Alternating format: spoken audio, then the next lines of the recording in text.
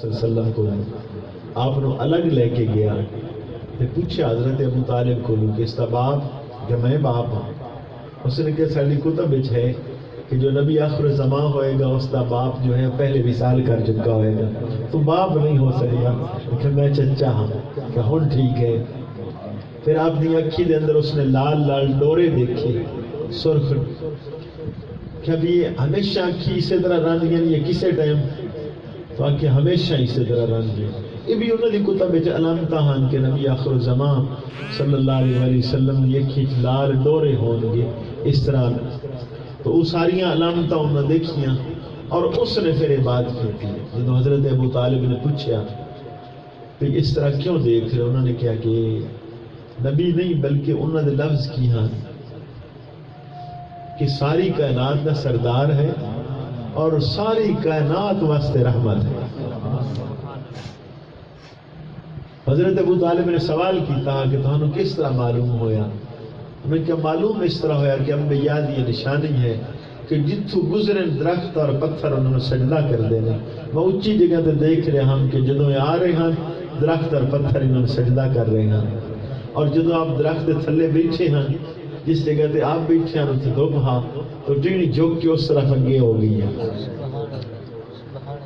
تو یہ جتنی چیزیں یہ تو انسان نہیں ہیں پتھر ہیں لیکن پتھرہ کا معاملہ بھی رسول اللہ صلی اللہ علیہ وسلم نے محبت والا اسی طرح ہے.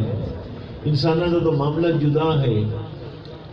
ایک صحابی نے جنہوں کا نام ہے حضرت عبداللہ ابن زید ابن ثابت انصاری رضی اللہ تعالی عنہ.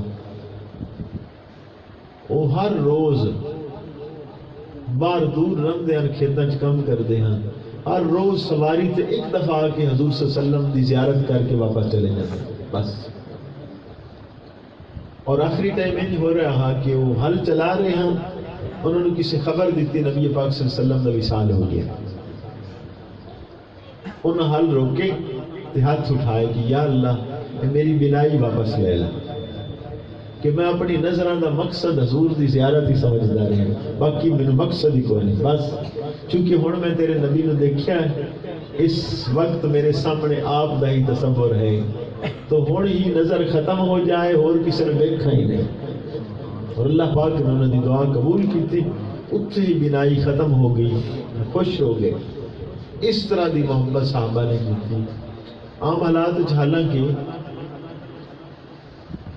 جدو اسی نماز پڑھتے ہیں ایک صحابی اس طرح بھی ہیں کہ وہ سجے پاس سے کھڑے ہوں جائیں امام دے پیچھے تو نیت نام کر دیں نبی پاک صلی اللہ علیہ وسلم والے ویکھی رکھتے ہیں جدو رکوع دا ٹائم ہوئے اسے اللہ اکبر کر کے پھر نال مل کے پھر رکوع دے جاتے ہیں.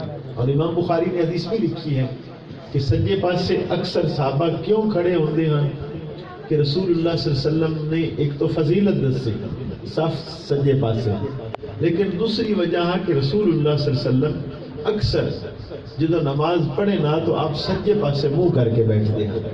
حالانکہ آپ کدی کدی کھبے پاسے منہ کر کے بیٹھتے ہیں کدی سیدھے کعبے وال کنڈ کر کے نمازیوں وال منہ کر کے بیٹھتے ہیں. تینوں طریقے ہیں آپ کے لیکن اکثر آپ سجے پاسے منہ کر کے بیٹھتے ہیں. تو صف جو سجے پاسے دی صحابہ دی بنتی ہیں انہوں کا اکثر مقصد ہوتا ہے کہ فوراً سلام پھرے گا نبی پاک صلی اللہ علیہ وسلم ساڈے چہرہ کر کے بیٹھے. سبحان اللہ.